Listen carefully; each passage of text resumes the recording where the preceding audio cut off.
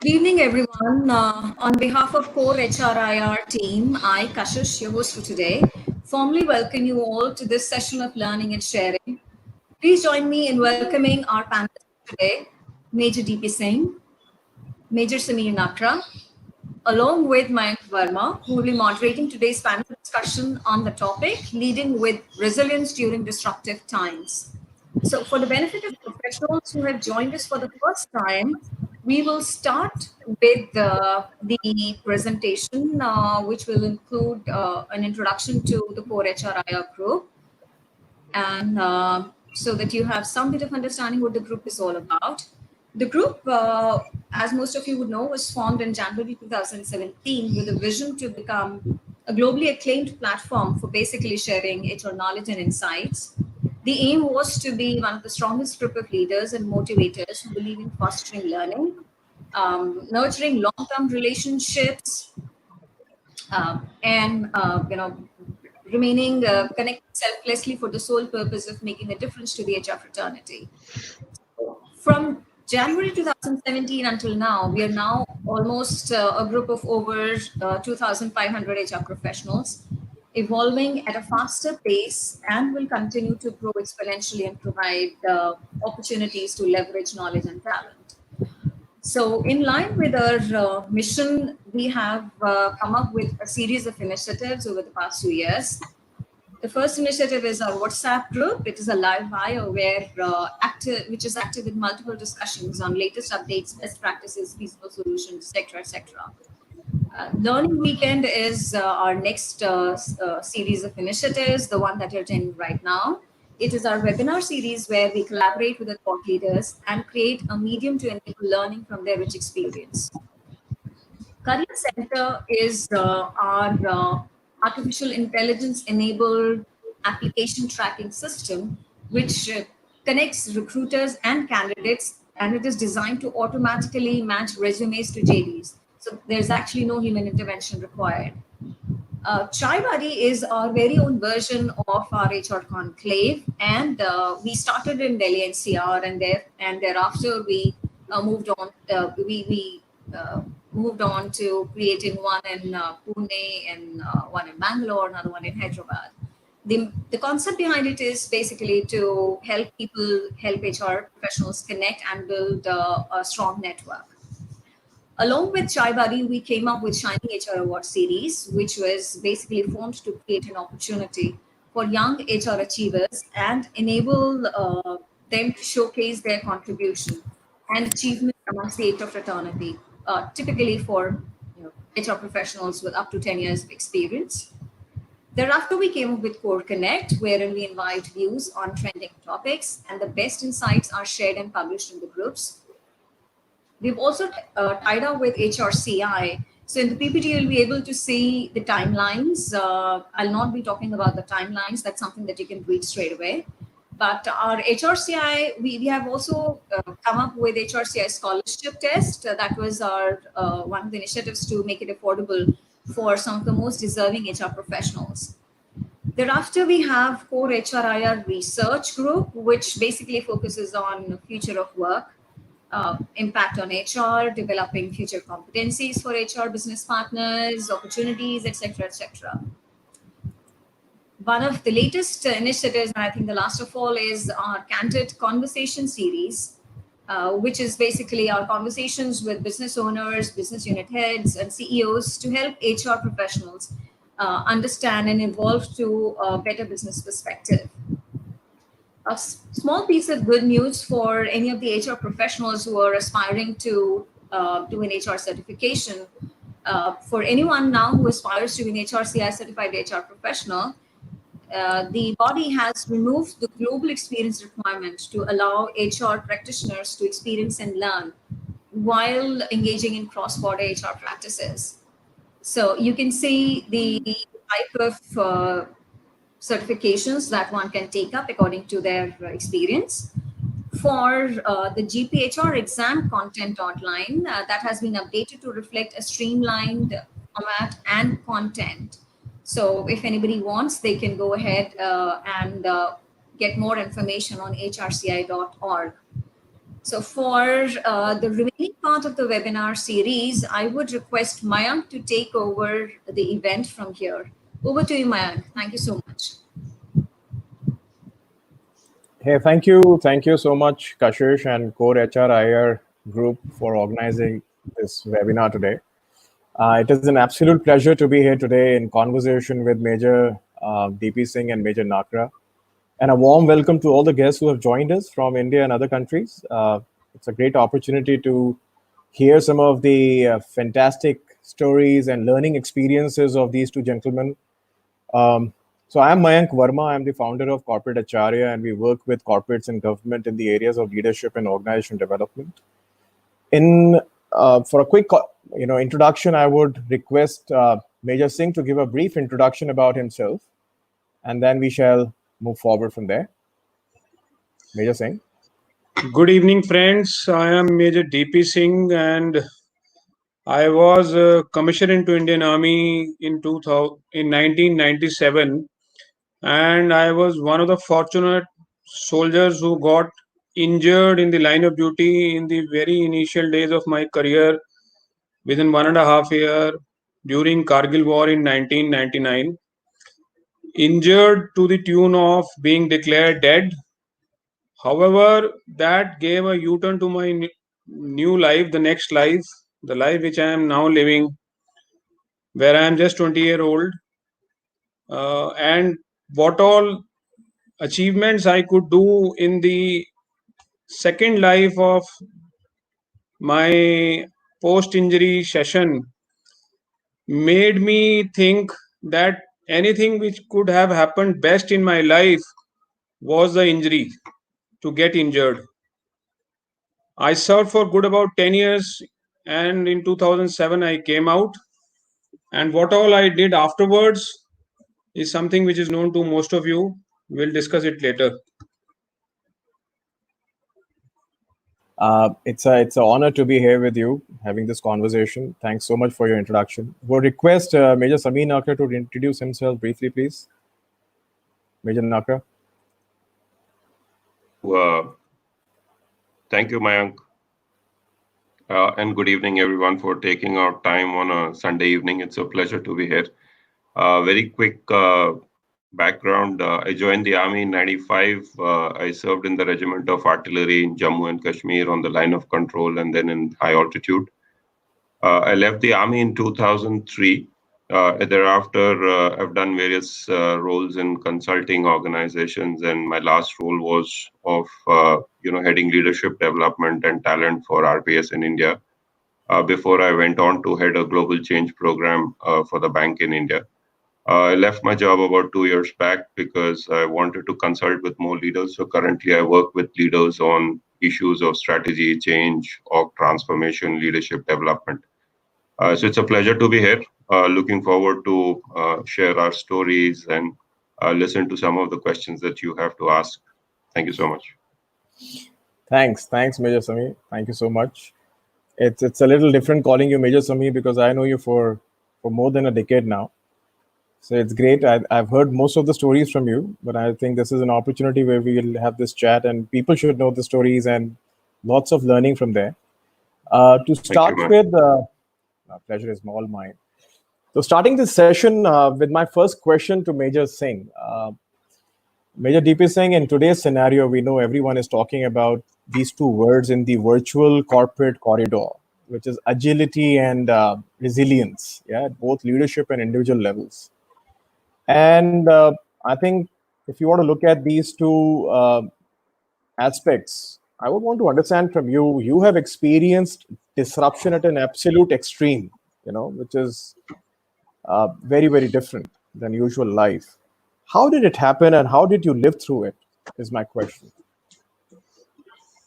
Well, you are right. As I was just thinking on a lighter vein that the biggest of lockdown in my life, which I faced, was way back in 99, which was good about 1 year long because during that period I was hospitalized. And in the beginning, I also had seen the quarantine of good about 2 months in the ICU, where, as you see on the picture, These were the injuries which I sustained after getting injured in a mortar bomb from the enemy side. Courtesy my team, I could get evacuated when in time. However, by the time I reached the hospital, I had lost heavy blood, and during 2.5 hours of journey, because of the cardiac arrest, initially the surgeon who received me had found no life in me, and he had declared me dead. But as the luck would have, the another doctor, an anesthesiologist, did not feel like give up. So he revived me, and as they are specialized also in reviving the anesthesiologist, and left me as disabled. But I remember during that quarantine period of my ICU in the very beginning, the leg, which is the biggest loss out of the various injuries I have all over my body, when that was about to get amputated because of the effect of gangrene on the right foot, doctor was trying to muster the courage to share with me this news. But when I saw the wound on my leg, two thoughts which struck my mind actually made me start my second journey easy.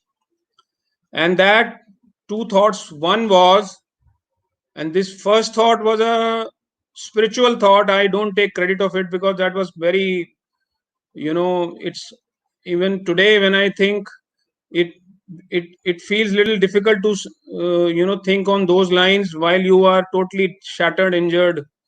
That thought was that let me see how people without leg live their life. Perhaps one day I'll be able to do something which will not only be inspiration for me but for many others.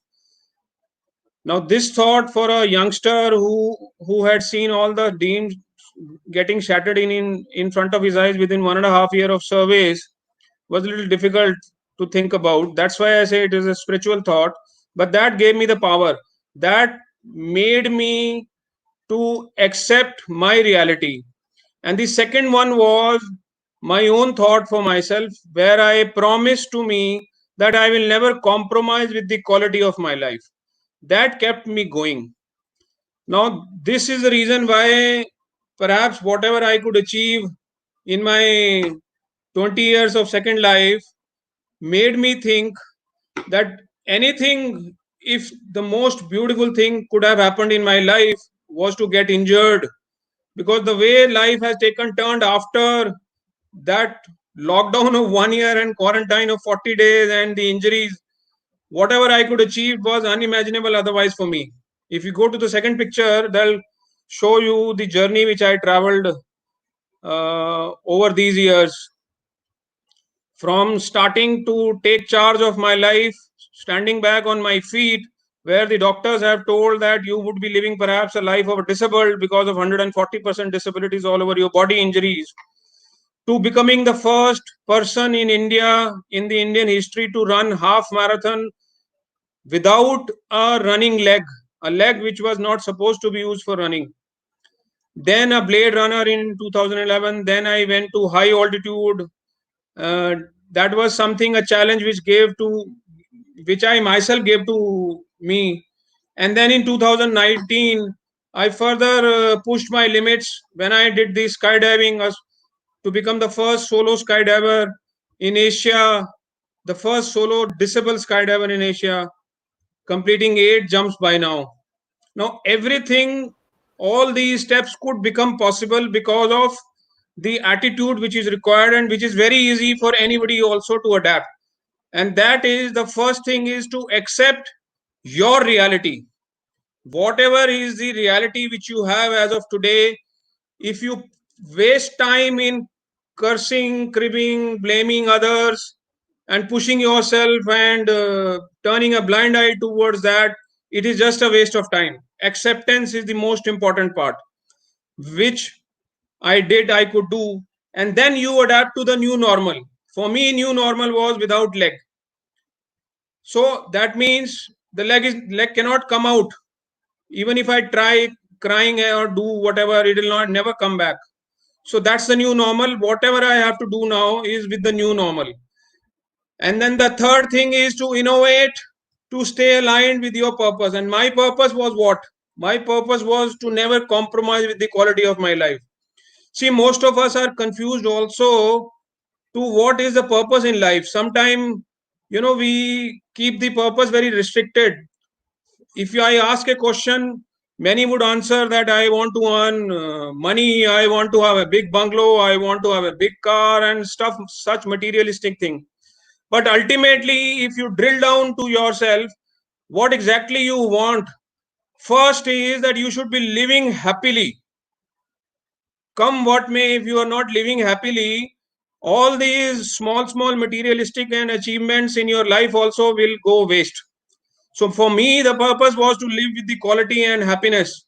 And for that only, I was supposed to prove my worth again and again. That's And very that is the insightful. reason. I just have a question here. Sorry, Major Singh. People, and I think you've said the message clearly there. People usually get upset with any loss in life. You and I know this, right? It could be a job, it could be material things, it could be loved ones. But I see your smile growing through your journey from 2004, if you see in this picture, until today on the screen. So, how do you manage to keep your spirits high at all times? You see, life, there's nothing remains forever but change. This is the quote which I read way back in 8th standard, and I was confused at what does it convey. But throughout the life, I have understood that there is only one constant, and that is change. And it depends on you how you stay adapted with that change, how much can you stretch your limits. And as far as the smile is concerned, when you know that you have to change, there are only two ways to adapt to it. One, by crying, the other by smiling. If you try the smiling way out, perhaps it will become a little easy for me. Like it became easy for me, it can become easy for you all also. अब जब होना ही है तो यार खुश के करो ना, क्यों नहीं? Keep your mustache and respect high, morale high, and just do it, accept it smilingly. And that is what I adapted. So the mantra which perhaps can be a takeaway to each one of you is whatever happens for good. And keep your smiles on. That's one. It will keep you in control of yourself. And the second thing is that put in your hard work to make best use of whichever situation or whatever is left out now with you. And that's what I did in my life. Simple. Awesome. Thank you so much, Major Singh. It's insightful. I think, yeah, accepting, adapting, putting the purpose right there, quality of life for you, and keeping the smile on. I think, and that's mustache and the respect high. I think that really is the word there, and putting hard work to play. Thanks so much for that. Coming to Major Nakra, I know you've served in extreme conditions in the Kargil war, right? And would really want to know your view. What does it take for an individual to build resilience for tough times? So, what is it? I think that's one question everyone would be really looking forward to, and I think we got some answers from Major Singh there, but would want to hear your view on this. Sure, Mayank. Thank you. You mentioned Kargil, and it reminded me when the Kargil war happened, we were actually deployed. If you look at that photograph on the bottom right-hand side, deep somewhere in the Thar desert, about 50 degrees centigrade. We were living in tents. We were basically preparing for an all-out war. And within a year, I got transferred. If you look at the other photograph on the left, where I'm wearing white clothes and showing you my teeth over there, within 1 year, we got posted from about 50 degrees centigrade to about minus 20, minus 30 degrees centigrade.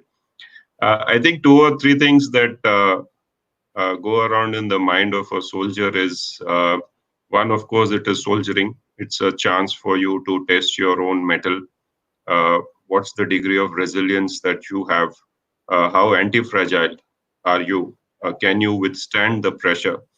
In the cold areas, the temperatures can run up to about minus 30 degrees centigrade. You don't have bathrooms, you can't change clothes, you can't take a bath, you don't get a haircut, you don't have fresh food, you don't have tap water. You basically melt the snow to make drinking water. But I think somewhere what's important is at least the way I processed it, and to a large extent, I think it's the mindset of a soldier. What Major DP also said is how tough are you? It's a test of your own resilience. You don't get a chance to serve in these areas every day. You have men under your command who are looking up to you. So really, the effort there is to put your best foot forward. Uh, Use it as an opportunity to test your own resilience and see how far can you go. Tough times will pass. The mantra that I told myself sitting on that post, and I kept repeating it to myself: if you can survive here with a smile on your face, you can survive anywhere.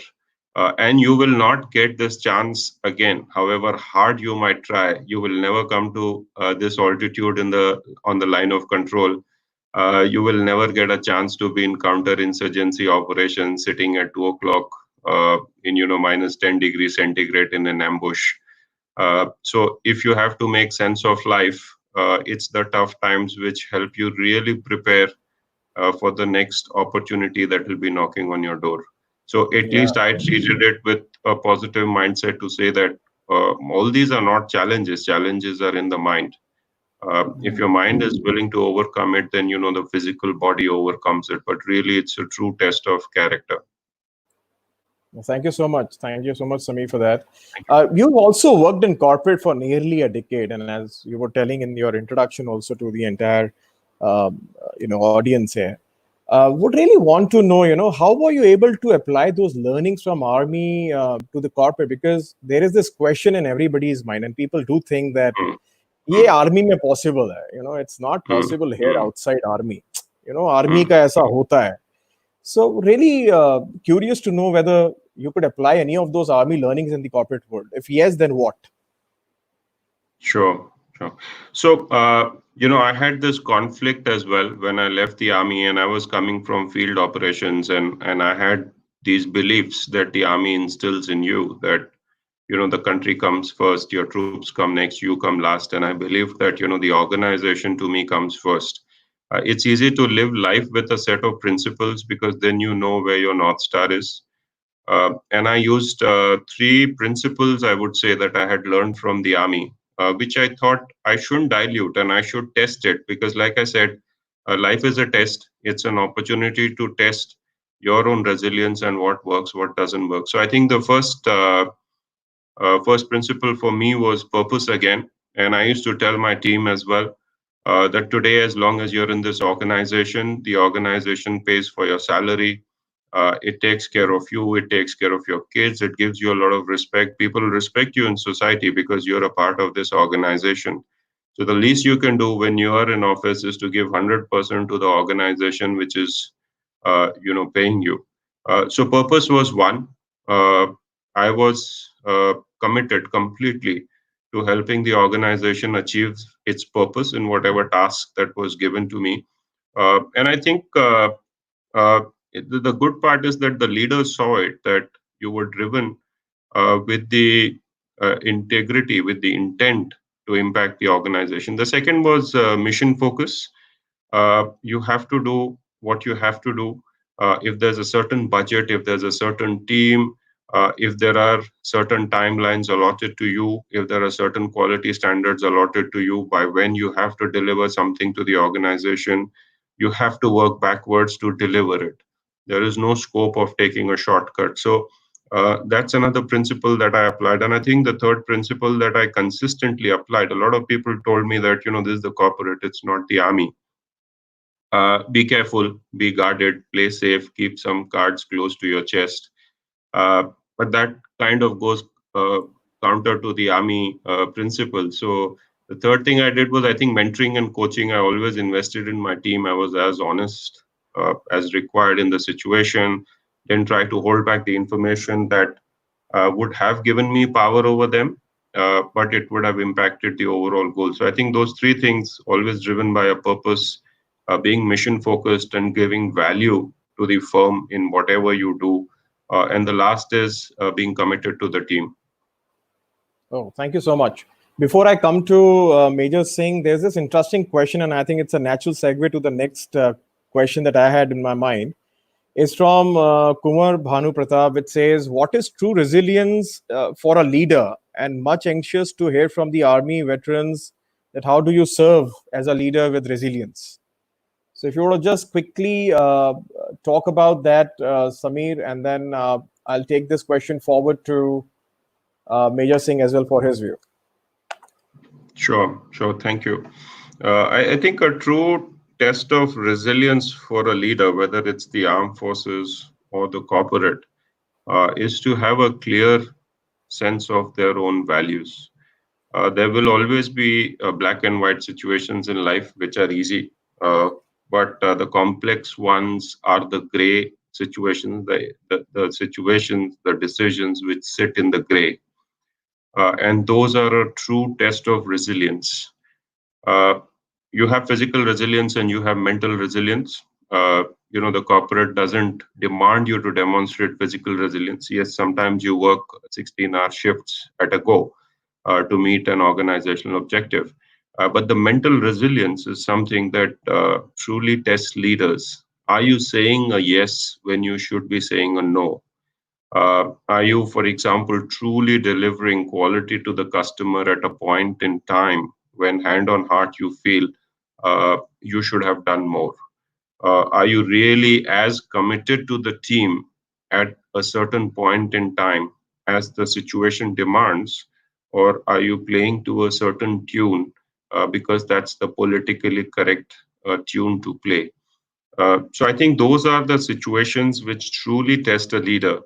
And if you're driven by a set of principles, a certain value framework, I think it just becomes easier because people see where you're coming from, people see where you're going. And if they become clear of where your North Star is, it becomes easy for you to lead a team. Well, thank you so much. I think that's a major one. Being principle centered and being there and building that physical and mental resilience. Thank you for that, Samir.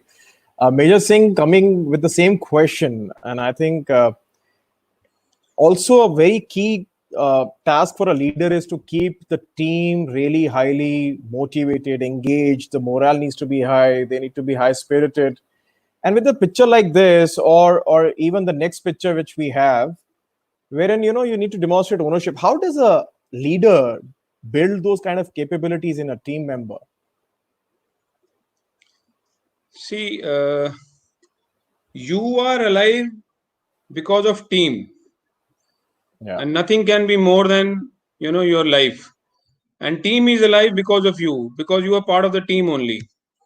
So in one statement, if I can say that whatever you give to the team, it comes back to you also. And the answer has been taught to us in the academies itself in the form of the mantra, that Chatwood motto which we are supposed to follow, where the nation comes first and then comes your team. So the answer is given in that line, and that line says that honor, welfare and comfort of your team comes next. Your own ease and comfort comes last. So if you keep your team before you and take care of these three things of your team: honor, welfare and comfort. Of course, this is a very subjective thing, that what exactly and welfare and comfort would describe. But one thing which encompasses everything is that you have to keep it in such a way that you are building the trust.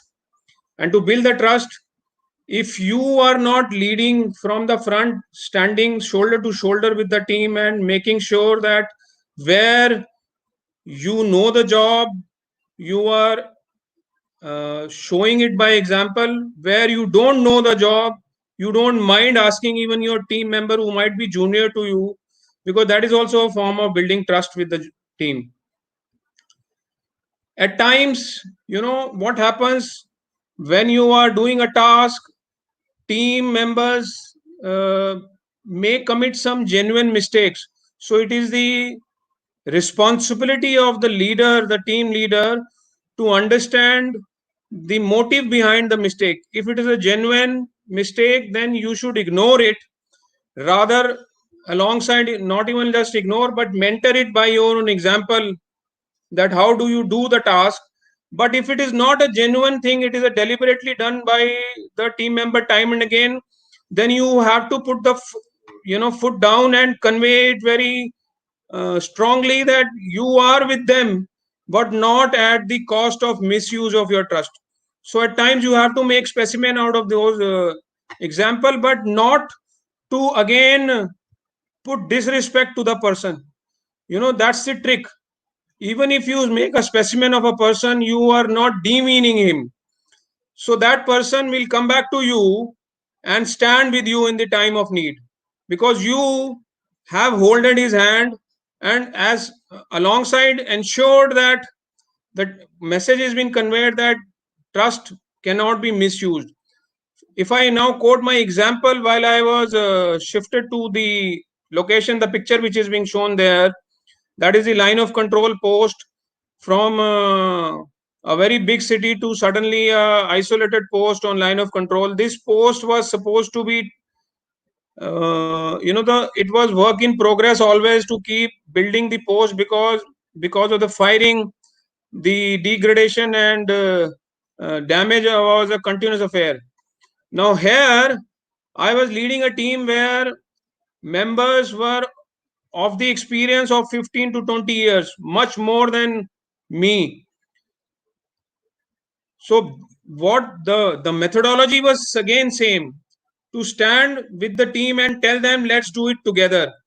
I remember one of my Havaldar who was about to get retired, he in fact commented on me that he conveyed that साहब मेरे 15 साल के नौकरी में मैंने इतना काम नहीं किया जितना आपने मुझे पिछले 15 दिन में करवा लिया. So that was a type of a trust which I could build with that experienced person. And precisely this is the reason, because I was standing with them alongside and leading from the front, that when the situation came, the life threatening situation came on my life and I was very badly injured, the same team evacuated me, playing on their life, displaying the exemplary courage. If you go to the next picture, that evacuation one, it is the same team who is actually disregarding their own comfort and everything, own life also, and evacuated me to save my life. So this is like, as I mentioned, whatever you give, it comes back to you. In my case, it came back very fast back to me. If you build the trust with the team on these lines, then the team is yours and you are with the team. And the only thing, like always armed forces does, wherever you put them, they will come out successful, because they play a team game.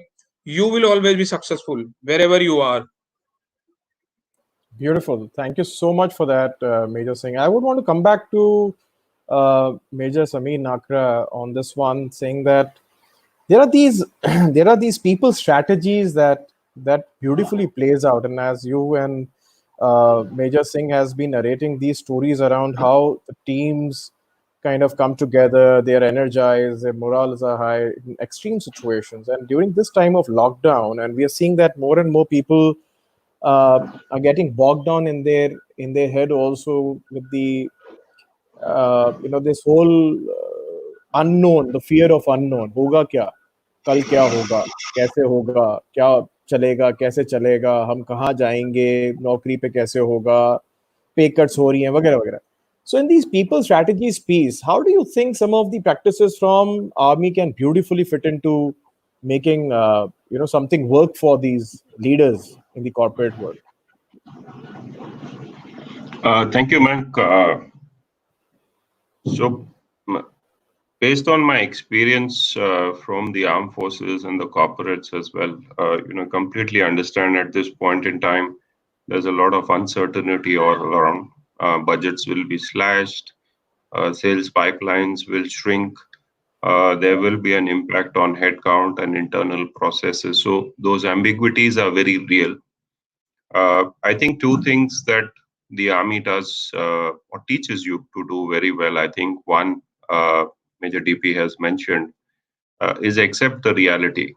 If there is disruption, if we know for a fact that budgets, internal processes, risk parameters, headcount, etc., is going to get impacted, that is the reality.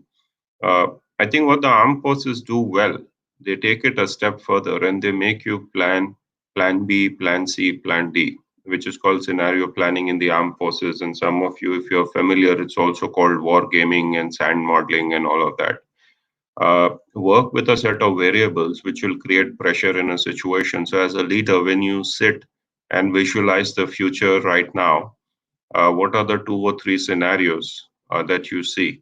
And mentally, how can you prepare for those scenarios? Because any leader who prepares those scenarios is a little more aware, is a little more well prepared to handle those scenarios. So, for example, you do a lot of dry rehearsals in the army. Let's say you're doing counterinsurgency operations. You will plan mock ambushes. You will plan mock storming of houses. You will run those kind of stretch assignments to make sure that your mental muscle, your muscle memory, at least knows what to do when there is a threat, when there's a difficult situation. I think one or two more things is I think the second point is emotional connect. I think the army teaches you to build emotional connect first. What Major DP Singh was saying, and that emotional connect comes in handy because it's one for all for one. That principle sort of runs the deeper behavior. At this point in time, as we are sitting as leaders, even in the corporate world, how deep is our connect? How much are we connecting? How much are we addressing that fear? And fear is real, whether it's leading a team out in counterinsurgency operations, and I've led them out. Is it does it create stress? Yes, it does. Do your men sense the stress? Yes, they do. Do you sense their stress? Yes, you do. So what do? You if you sweep it under the carpet, the stress, the fear doesn't go away. You have to train harder as a leader to overcome that. And what really helps in that is if you're deeply connected to them. You can't be textbook. You have to connect through the heart. You have to believe in it. And I think the last thing is have fun. Mess happens. Life will always keep getting messy, like Major Singh also said. So what? What do? You have to have fun. There is no other way. You have to survive in -30. You have to survive. If there's a headcount cut coming, it is coming. If there's a 30% reduction in salaries coming, it is coming. You can't avoid that. You can't hope that it goes away. It's happened. This is the new normal. What you can do is start preparing in your head those plan B, C, D situations, and get rid of the negativity. It's not going to help.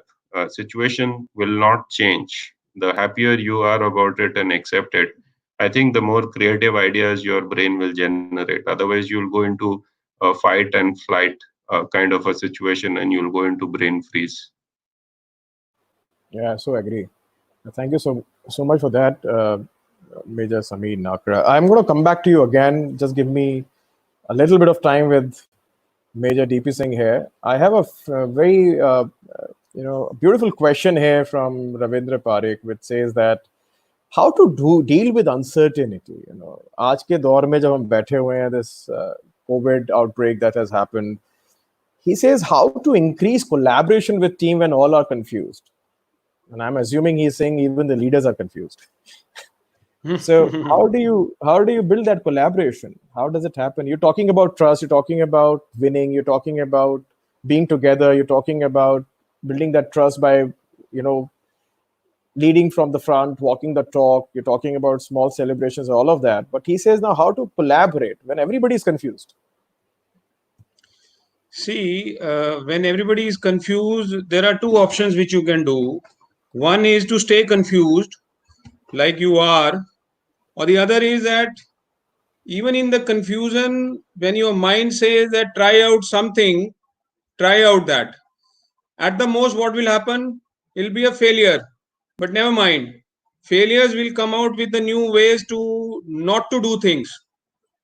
So trying out is more important than sitting, not doing anything. For example, if I again quote here of an example that how did I run my first run?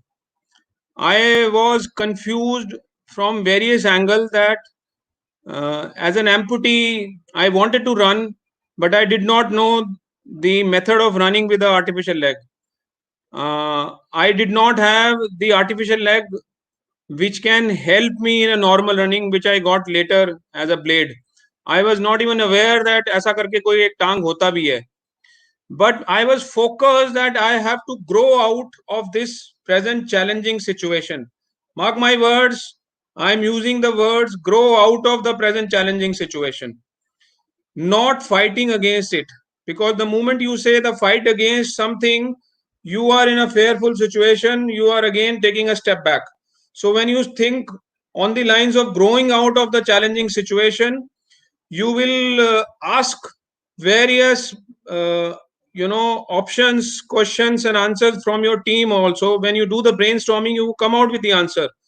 If like when I did that, the aim in front of me was that I have to complete the 21-kilometer distance anyhow, so let's start walking toward that side. Something will happen. With that trust, I kept on walking. And as the luck would have, and as the saying goes, that when your focus and intent is clear, even nature conspires and give you the answer. So while practicing, I was walking and then walking with the speed, and suddenly one day I realized that I started doing hop run. Now hopping on one leg and dragging the other leg. Now this was something which was not known to me. This was something which was not taught to me, but this came as a natural because my intent, my focus on my purpose of living the life and growing out of these challenging situations was very, very deeply cleared. Similarly, sitting and staying in the confused state is not going to help us. At least the options are being given to us by the difference between an animal and a human being is this only, that you have your own mind and you can think about various options. So try out those options. Even if it fails, you will come to know the other way where you will not use the failure trick. So this is the way we do it in the army also. Innovating to stay aligned with your purpose is the very, very important characteristics of any soldier. And how does we build that? We build it during the drills, as mentioned by Major Samir also. And those drills are like BCP drills of the corporate organizations, where you find out all those various areas where you can go drastically wrong. What can be the worst situation which can happen in your life? Okay, now you know that worst situation can be death. Now start working backward, that how do you face the death? Ignoring and staying in the denial mode is not going to help. Accept that this is the reality situation and let's start working on various options. Somewhere, somehow, the answer will come for sure. That answer will be of every individual different. That answer will be of every team different. That answer will be for every organization different. But answers will come from the team only. Answers will come from the team members only. Work on that. Yeah. No, thank you so much for that, Major Singh. I want to show two pictures of yours, if you just give me a second on that one. I think on this message only, looking at this picture of yours, this is one picture, and I want audience to just look at this picture. He's on the stretcher here with his team. They're carrying him for a cure.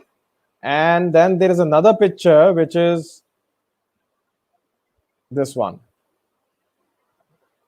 I think it just beautifully conveys the message, whatever Major Singh has just talked about.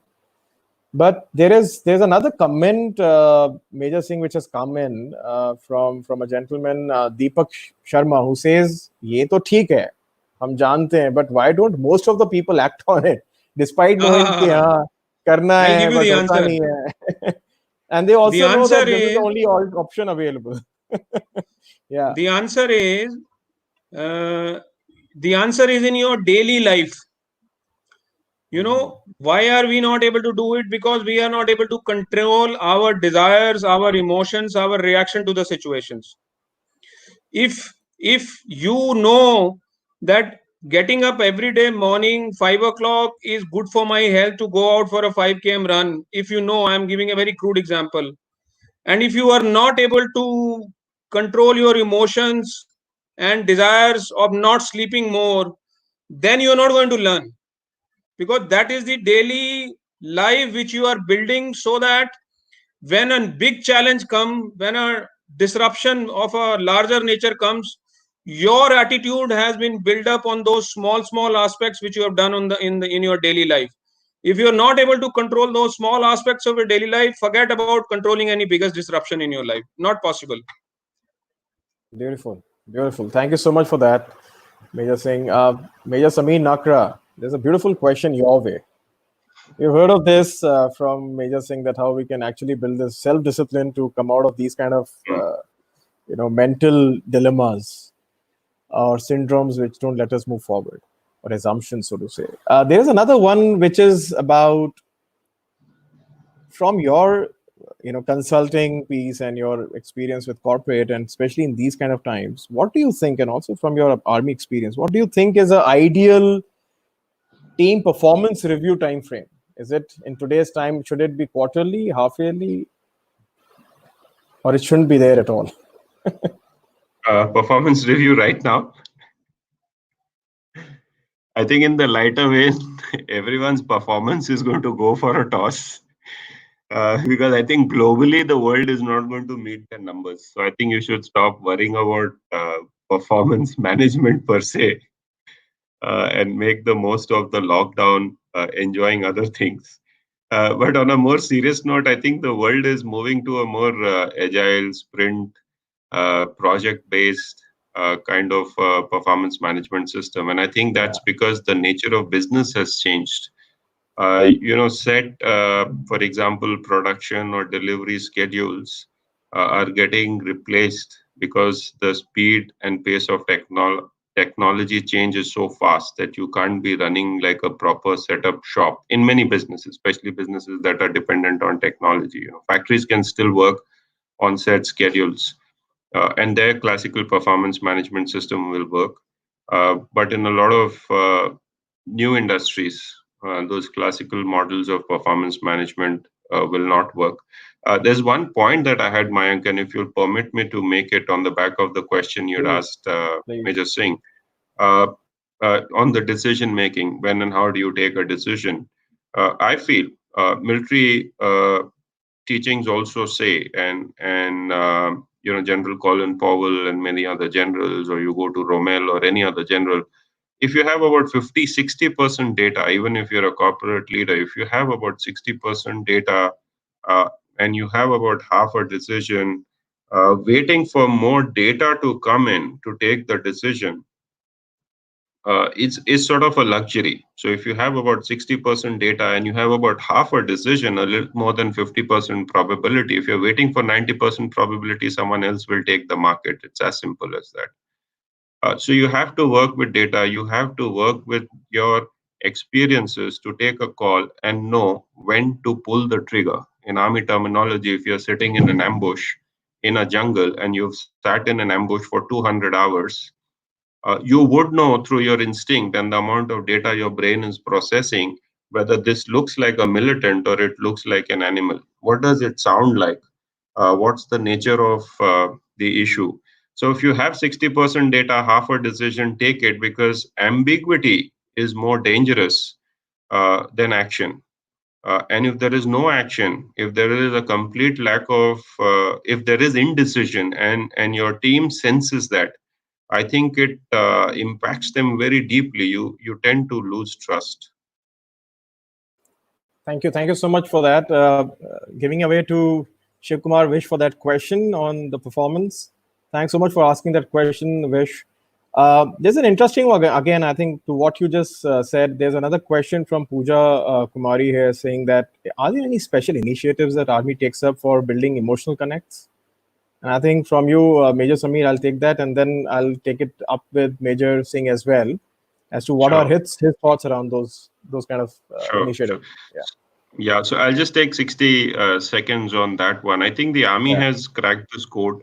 I was in a Sikh unit as well, and I was made to live in the lines, remove my ranks for at least 30 days, if not more. At the end of 30 days, there was a viva on various things, regiment history, knowing your troops, their name, their pind, their village, their kids, their amount of PF that they have in their account, so on, so forth.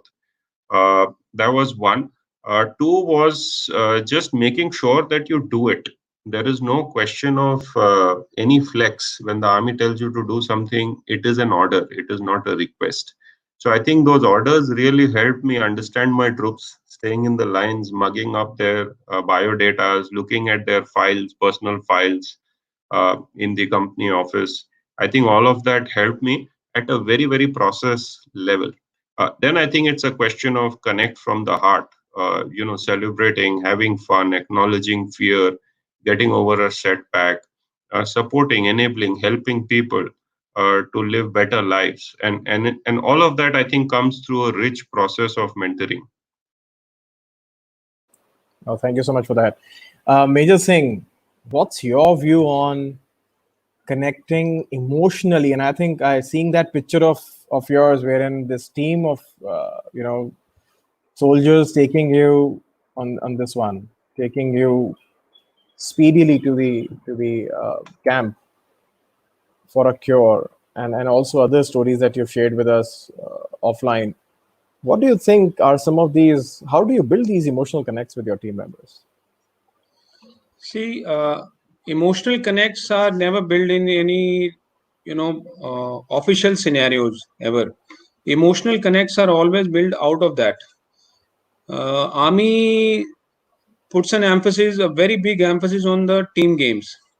When you are playing together, when you are enjoying together, when you are intermingling with the team together, that is the time when you do that emotional connect. So, the precise, importantly, the part which I mentioned is the team games, not the solo game. Because when you are playing in the team, not only you are building the team bonding together, but you are also knowing that how a person reacts in particular type of a situation, where if they are down with 4-0 from the opponent, will he be a person who will carry the football on his own, or will he be a person who will play with others? So accordingly, the need of the hour is not to carry the football alone. That is only in the direst of situation, where you see that you are about to die and you have to kill the enemy. Between you or enemy, you are supposed to kill one, so you kill him better. But otherwise, it is almost most of the time team game. That is one. Second thing is that in official scenario, there is a culture of doing interview with the men when they are going for a leave or when they are coming back from the leave.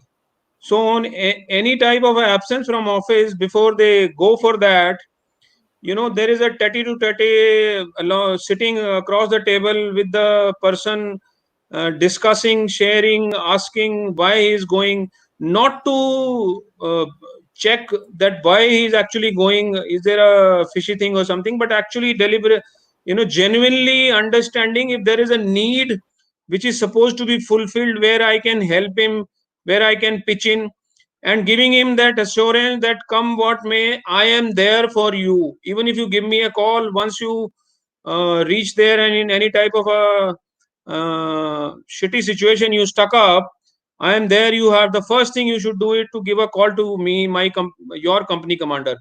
So the person is assured that it is not in the official scenario I am taking care of him. It is out of that I am more worried about his family, about him, about looking after him. As I mentioned, comfort and welfare of the person, team individual, is something which you are ensuring by these things. So this is the way the bonding has been built in the armed forces. And then there are no barriers. When you are in the post, you are eating alongside, sitting with them there itself. You are sleeping alongside, sitting in the same situation. There is nothing like you are an officer or they are Jawan and you have something, different big ego that you can't sit. You need to have a separate cabin. They need to sit in some other area. So similarly, in the corporate scenario, I think if we bring little bit of changes, I've seen the senior leadership goes for their lunches to separate area, and the team goes to lunches to for the separate area. Even one this change, when you go for the lunch, you go and sit with your team and enjoy and discuss out your non-official things. You will understand them better. You will build the bonding better. Thank you so much for that. Just taking the last question, being very mindful of the time here. There's one question which is from Sonali Katnani, which says, what has been your lowest moments in your professional journey so far? And I'm just clubbing another question from, I can't read the name, sorry for that. Sanyal is the surname. What is the most exciting moment also of your life relating to today's discussion? So the most lowest and the most exciting, both. Major Singh. You're asking me? Yeah. Okay, so the most lowest, I at times, feel bad, like people perhaps would think that the most lowest was when I lost my leg. Actually, I don't feel that was the lowest. The lowest now I feel at times when I see my comrades, my brother in arms are going and helping out, working on the ground in the natural and other type of calamities and in insurgency and militancy area where service is the most important aspect. But I am sitting here at home. At times, for example, there was a flood in Kerala in the previous days. That those were the days when I was feeling bad. That why did I lose leg? I should have been there. Such days does put me into pensive mode. But then I come back to the reality that this is the reality. So accept it and carry on and do your best, whatever you can in the present situations. And of course, the highest was when in the very beginning of my career, I was told that we are going to the line of control and we would be part of the Kargil war, because every soldier has his this dream that if he becomes a part of the war and do something for the country, his dreams perhaps gets fulfilled. So in my case, I could do that in the very beginning of my career. Thank you so much for sharing that, Major Singh. What about you, Major Nakra? What are your most lowest and the extreme? Okay, just conscious of Wonderful. time. Again, Yeah. 30-second rule. I think lowest was when I was on the line of control, the pictures that you saw living in those tents in high altitude. And my father had a heart attack. This was off Parakram. We were operationally deployed. So it was impossible coming back from here, getting leave, catching a helicopter, coming back to my hometown. That was a tough time because it was very tough. My father was old, and it really tested me. I think the highest point was right through the field tenure, and I think what I really enjoyed most. I had a privilege of being with a SF and a para unit for a few months, and personally, I cherished that the most. One of the best times of my life in the army. Okay, thank you so much. Thank you so much for that. Thank you so much, Mr. Major Singh and Major Nakra, for sharing your experiences and learnings from both army and post-army days. It's wonderful, always wonderful discussing with you. And this conversation I've been able to do with you folks, with the live audience, it's more exciting for me. So thank you so much for taking out time. Thank you, everyone. Many learnings from this conversation. I think, however, a few takeaways for us could be that as an individual capacity, in the individual capacity, we can look at accepting to move forward from the conversations that I can pick up. That was one. The second one was to adapt quickly and shift gears. I think learning mindset is something I heard most in the conversation. Visiting the purpose and building capacity to achieve that purpose. So these three pieces beautifully came out in the individual capacity. In the leadership capacity, I could look at leading from the front. I think walking the talk would be very, very important at this time for leaders. Taking care of the team, celebrating small wins, and also enjoying together. and playing together, as Major Singh was saying, demonstrating courage and resilience. So it's part of the walk the talk. So beautiful. Thank you so much for these enlightening words and sharing insights with us. Over to Kashish. Thanks, Kashish, once again. Thanks, Mike. It was such an enlightening and session wherein we really learned a lot. We keep on complaining about small difficulties and issues that come up in our day-to-day lives, and it was really inspiring to learn how Major DP Singh and Major Samir Nakra, they have faced such difficult times and have evolved as complete winners. So they've risen like a phoenix from the ashes. So I will just take a few split of minutes to thank all of you who have taken out time to attend this webinar. I'm sure it would have been an enlightening session for all of you as well to learn from the warriors. Thanks to the core HRIR team. Thanks to the attendees for contributing to the spirit and vision of learning. And this is really motivating for us and helps us keep going ahead. I would also like to thank, of course, the thought leaders, Major DP Singh and Major Samir Nakra, and Mayank Verma for being such a thoughtful and having very beautifully moderated the session, summarizing the learnings towards the end of it. So thanks once again. Thanks for all the people behind the scenes without whom we wouldn't have come this far. Thanks for all your support and wishing you a wonderful, inspirational week ahead. To end with, Thank I you. just want to state one statement, and Major Samir will agree with me. Come what may, the answer should be साहब जी हो जाऊगा. हो जाऊगा. हो जाऊगा. हो जाऊगा. This That's should true. you should always keep it up because this is your respect. Yeah. And if you Yeah, work for your absolutely. respect and just say that ho jaऊगा, everything will be possible. I was just telling DP, I served with a Sikh unit. Any problem that you would throw to them, they would say, "Saab ji ho jaऊगा." So, Ho jaऊगा. tension not, it will be done. So that's why it was Beautiful. fun. It was lots of fun. Thank you, everyone. Thank you, Thank DP. you. Thank Thanks, you. God Thank you bless. so Thank you, much. Jai Mayank. Hind. Jai Thank you, Hind. everyone. Bye-bye. Bless you. Bye-bye.